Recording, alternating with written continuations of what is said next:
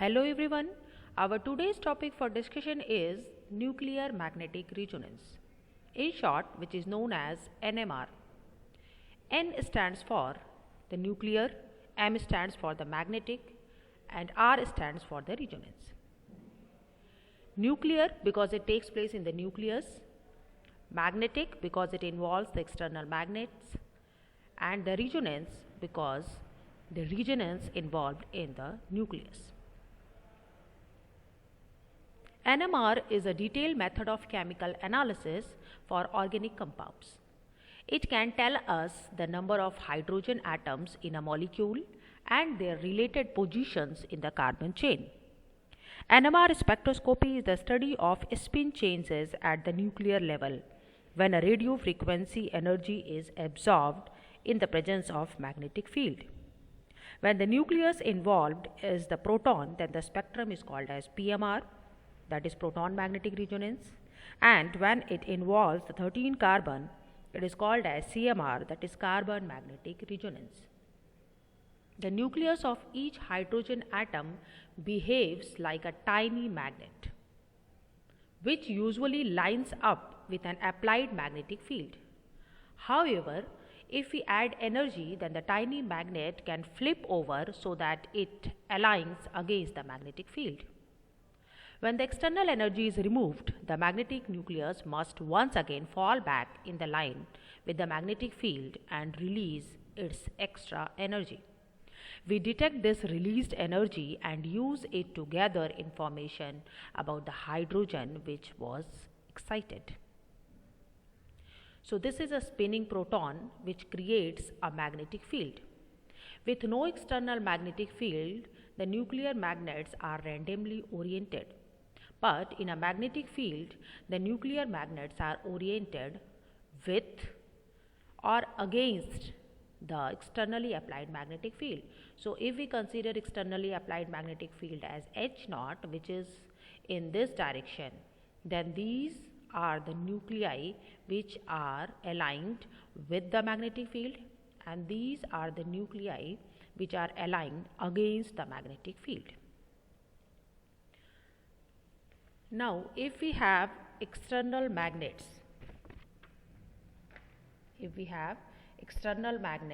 here, these are the external magnets,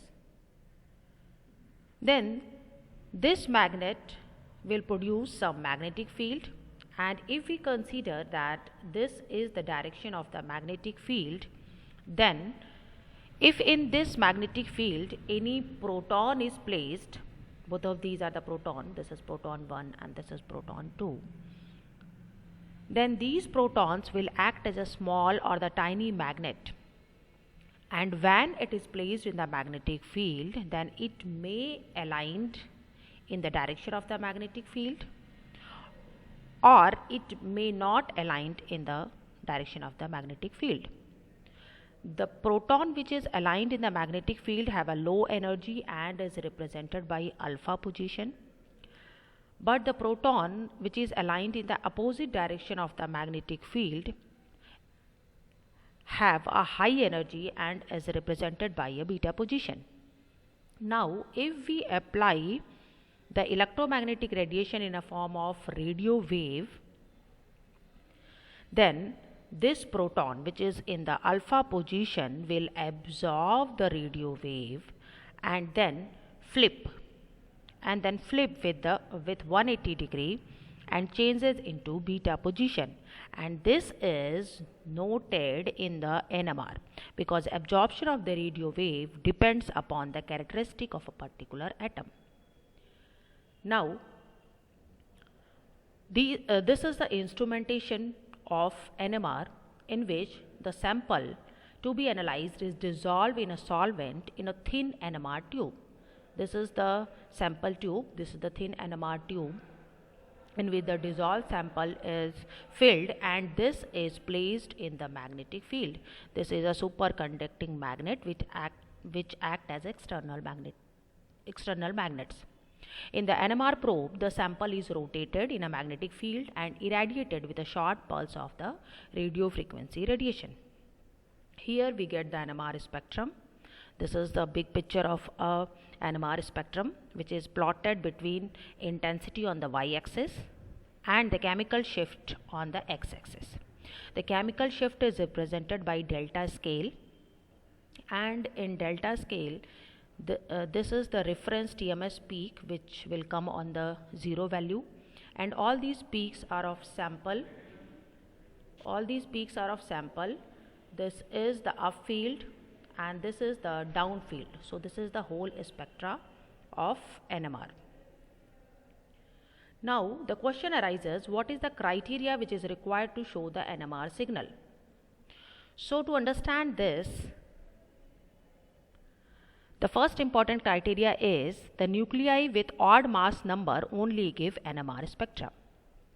The nuclei must have a spin quantum number of 1 by 2, 3 by 2, 5 by 2, etc. And there must be asymmetrical charge distribution in the nuclei. And to understand all these properties, let's consider the structure of an atom. The structure of an atom consists of a nucleus, and the nucleus contains the protons and the neutrons, and the outermost region of the atom is called as electron cell and contains the electron which are negatively charged. The protons are the positively charged and the neutrons are neutral in nature. Now if we want to calculate the value of I, what is I? I is the spin quantum number. So if we want to calculate the value of I, then I may be 0, I may be 1, or I may be half 3 by 2, 5 by 2, that is in any fraction.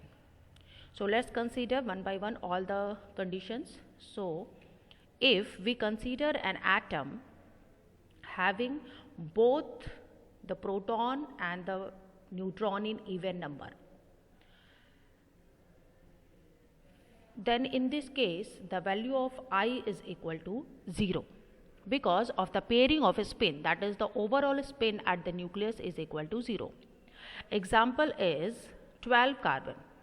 If we consider the example of 12 carbon, then this carbon have 6 number of protons and 6 number of neutrons, and all the protons and neutrons get paired, so the spin quantum number, that is I is equal to 0, and hence carbon cannot show any signal in the NMR.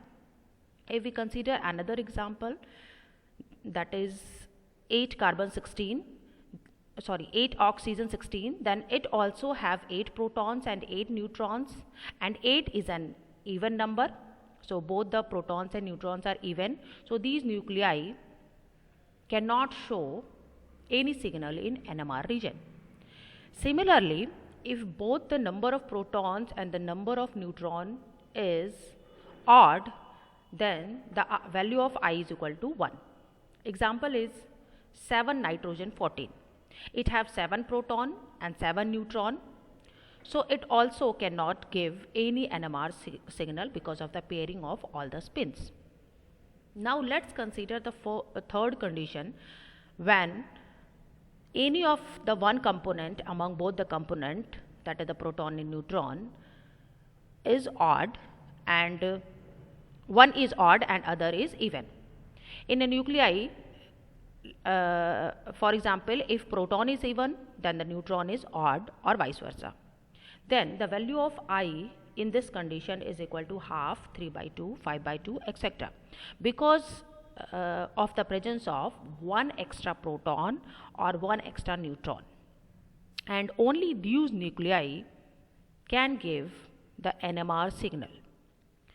For example, the 1H1 having 1 proton and 0 neutron, so there is 1 extra proton in this nuclei. If we consider another example, that is 9 fluorine 19 having 9 proton, which is an odd number, and having 10 neutron, which is an even number, so this nuclei also show NMR signal. Similarly, there are various other examples like 6 carbon 13, which is an isotope of carbon having 6 proton and 7 neutron. 6 is an even number and 7 is a odd number, in which having 1 extra neutron.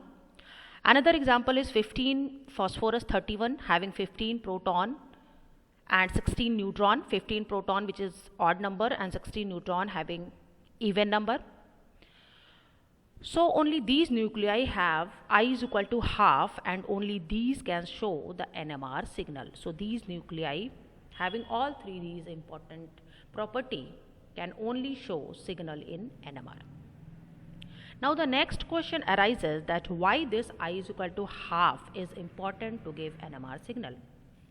Then under the influence of an external magnetic field, a magnetic nucleus can take up different orientations with respect to that field. The number of possible orientation is given by 2i plus 1. This 2i plus 1 is represented by small m, which is known as magnetic quantum number. So the formula is m is equal to 2i plus 1, where I is the spin quantum number. And now if we try to calculate the value of m when I is equal to 0, then we will put the value of I is equal to 0 in the formula and we get the value of m is equal to 1. That is the nuclei which is present only in one spin state, and the spin of this state is 0. So such type of nuclei cannot show signal in NMR. Now putting the value of I is equal to half in the formula, then we get the value of m, that is magnetic quantum number, is equal to 2. Then it have two spin states. It have two spin states, that is the plus half and the minus half. This plus half is in the ground state and minus half is in the excited state, and such type of nuclei are important for the NMR. So it is important that the value of I is equal to half, so we get the magnetic quantum number value 2.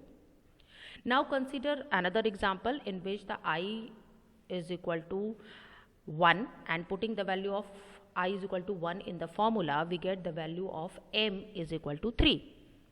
Then this nuclei have three spin states, that is the plus 1, the minus 1 and the 0.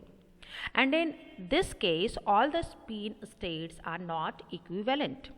The plus 1 and the minus 1 have same spin, but the 0 is not having any kind of spin. So because these spin states are not equivalent, they do not show any NMR signal. So this is all about the basics in NMR. If you like this video, please do subscribe my channel and do share with your friend.